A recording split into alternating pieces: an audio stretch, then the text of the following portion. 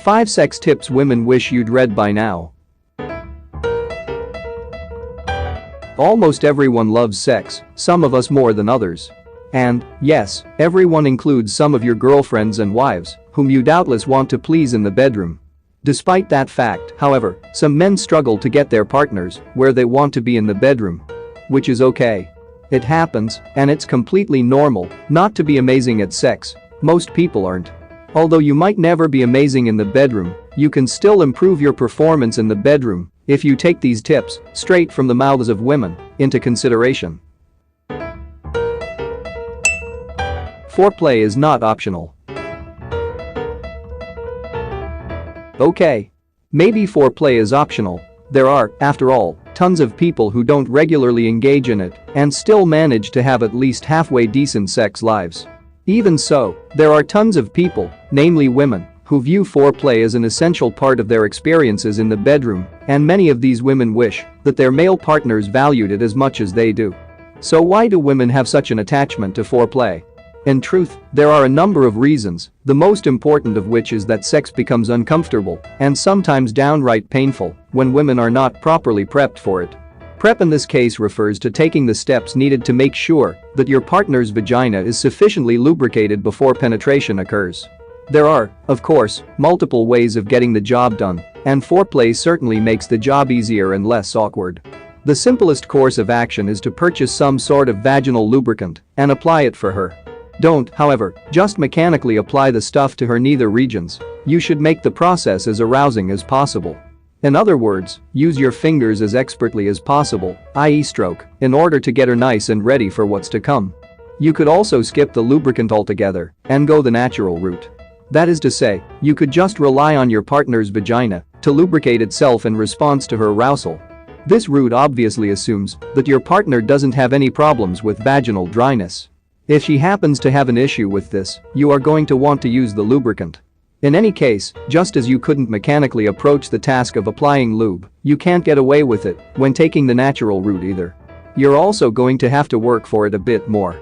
Quite a few couples spice up their foreplay by role-playing and talking dirty to each other, but if you're not into those things, there are plenty of other routes you can take. Just get creative. Your partner will thank you for it. Porn is not out of the question. While many sources indicate that women are just not interested in porn, men stand to lose little by simply asking their partners about. After all, there are some porn-loving women out there. Many of them, as it turns out, just happen to be shy about the habit. In fact, some of them don't even want their partners to know that they're into it. Regardless of whether or not your partner is shy, though, you should at least run the idea by her. If you are going to bring porn into your bedroom, however, you do need to be careful about how you use it. You shouldn't just pop the video into your DVD player and turn the television up. To be fair, a mistake of this type is to be expected since men rely so much on visual stimulation during sex. Women, on the other hand, are an entirely different beast. They are more responsive to touch, sound, and smell. That said, why not use porn to amplify the pleasure their other senses afford them? In other words, play the porn, but mute it, and as the two of you go at it, supply the sound yourselves. Very little could be more erotic than replacing the moans and groans of the actors in the video with your own. Even if you should choose not to mute the video, the moans and groans are still highly recommended. After all, your lady partner definitely wants to hear you moaning in her ear. Women like to be touched. Everywhere. As previously stated, visual stimulation does not arouse women as much as other types of stimulation. While they are not particularly responsive to sight, however, they are incredibly sensitive to touch. And, unfortunately, many of them feel that their male partners do not make efforts to touch any part of them but their vaginas. But don't misunderstand. Women want you to touch their vaginas. They just want you to touch the remaining 99% of their bodies as well. Some women, for example, love for men to kiss and nuzzle their necks during sex. Some women wish that men would pay more attention to their breasts. They often lament the fact their partners don't cup their breasts or suck on their nipples. Others want their partners to bite their nipples. Perhaps the simplest, most overlooked thing of all, some women just want men to pay attention to their lips. In other words, women just want men to kiss them more often during sex. Not just during foreplay. A few women even encourage their partners to kiss them just as they are about to experience an orgasm. Why, however, do men fail to do these things? After all, they seem simple. Too many men, it seems, often forget that what turns them on won't turn their partners on. Not only that, but they rely entirely too much on their penises to get the job done. Yes, sex involves your genitals, but there are other parts of the body that are looking to get in on the fun. You should always be exploring your partner's body in order to find her spot. If, however, you are apprehensive about this type of exploration, you can remedy this problem by communicating with your partner. Of course, this type of communication can be challenging, as this East London escorts employee discusses, but your sex life will not get better if you and your partner are not open with each other about what you want in the bedroom. You're moving too fast.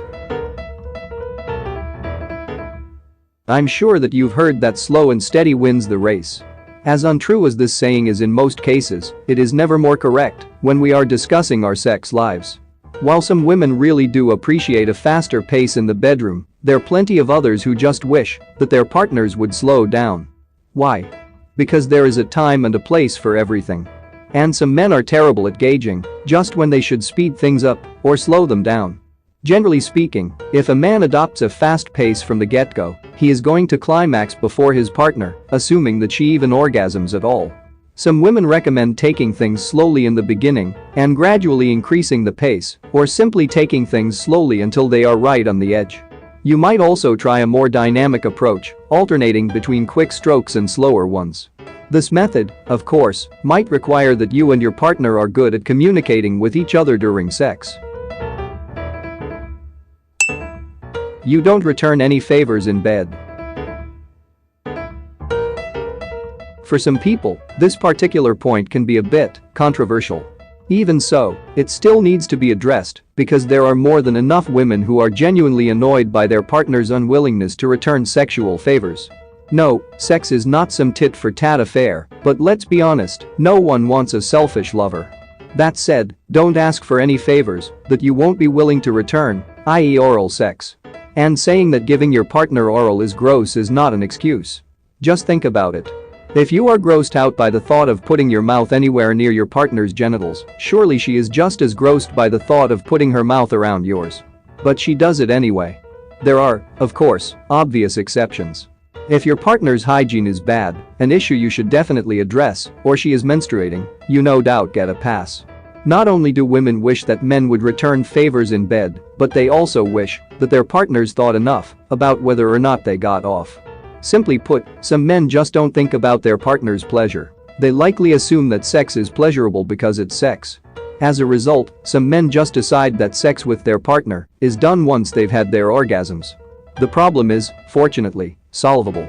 You can either slow things down, as we discussed earlier, or find ways to pleasure your partner even after you have orgasmed. Your erection might be non-existent at that point, but you'll still have 10 fingers and a tongue at your disposal. Make them count for something. Conclusion. Sex is by no means easy for everyone, and, ultimately, some of the tips on this list will take time and practice to apply to your sex life. Don't be discouraged, you and your partner will get there. And you'll no doubt have a lot of fun along the way.